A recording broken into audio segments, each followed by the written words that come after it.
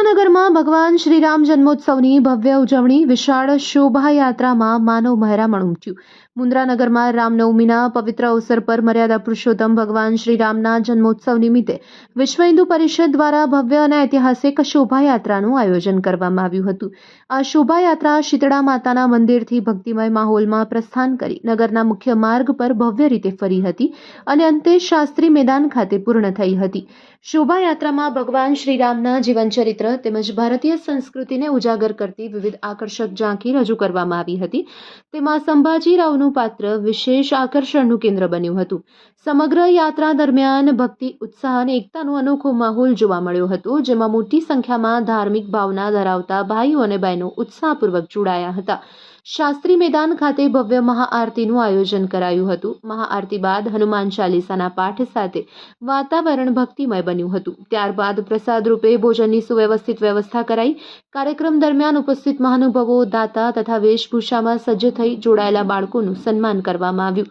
આ પ્રસંગે સૌરાષ્ટ્ર પ્રાંત કોષાધ્યક્ષ કીર્તિભાઈ જાટિયાએ પ્રેરણાદાયક વક્તવ્ય આપ્યું હતું, જેમાં તેમણે સમાજમાં એકતા, સંસ્કાર અને સંગઠનની શક્તિ પર ભાર મૂક્યો હતો.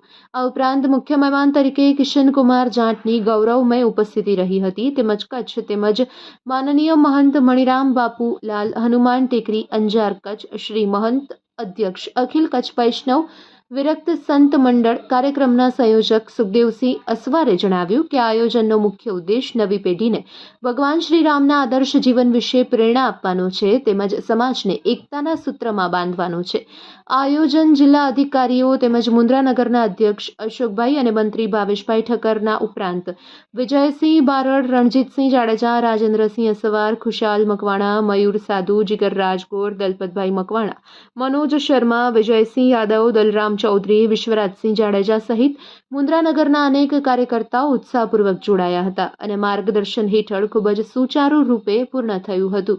અંતમાં અધ્યક્ષ અશોકભાઈએ શોભાયાત્રા માર્ગ પર સેવા કેમ્પ ઊભા કરનાર તમામ સેવાભાવી મિત્ર, ઠંડા પાણી, છાશ તથા નાસ્તાની વ્યવસ્થા કરનાર દાતાશ્રી તેમજ સમગ્ર નગરજનોનો હૃદયપૂર્વક આભાર માન્યો હતો. તો ખારવા સમાજનો પણ ભોજન વ્યવસ્થા સંભાળવામાં ખૂબ જ સારો સાથ સહકાર મળ્યો હતો.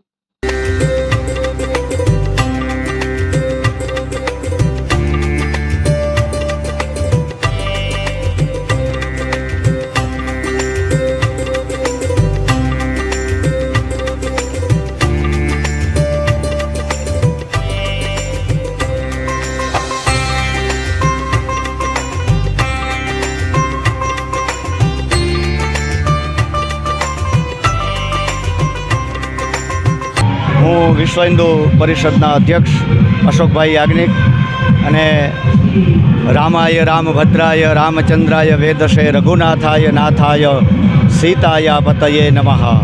આજે રામ જન્મ મહોત્સવ, રામ જન્મનું પ્રાગટ્ય મહોત્સવ, ત્યારે 4 વર્ષથી વિશ્વ હિન્દુ પરિષદ દ્વારા ભવ્યાતિ ભવ્ય આ બધી ઝાંખીઓનું અને રથયાત્રાનું આયોજન થાય છે અને બધી ઝાંખીઓનું સુંદર રમણીય તત્વ દ્વારા અહીંયા રામોત્સવનું અને આ ઝાંખી અહીંયા એટલે હનુમાનગઢીથી પ્રારંભ થશે, બાદમાં સ્વામિનારાયણ મંદિર, બાદમાં બારોઈ રોડ, બાદમાં મુન્દ્રા શહેર નગરની અંદર, ત્યારબાદ શાસ્ત્રી મેદાનની અંદર જઈ ત્યાં ભગવાન શ્રીરામના જન્મ મહોત્સવનું નિરાજન એટલે કે આરતીનું અહીંયા આયોજન, આરતી બાદ રાસોત્સવનું આયોજન અને રાસોત્સવ બાદ બધો જે પણ ભક્તો દ્વારા અને જે ભક્તજન છે અને સાથે બધા પ્રસાદ લઈ અને આ વિશ્વ હિન્દુ પરિષદ દ્વારા આ તત્વરૂપી મહારથી અને આ મહાયજ્ઞમાં સૌ મુન્દ્રા શહેર નગર બધા આહુતિ આપે છે અને આ યજ્ઞને, આ ઝાંખીને અને આ યાત્રાને વિશાળ બનાવે છે. અસ્તુ.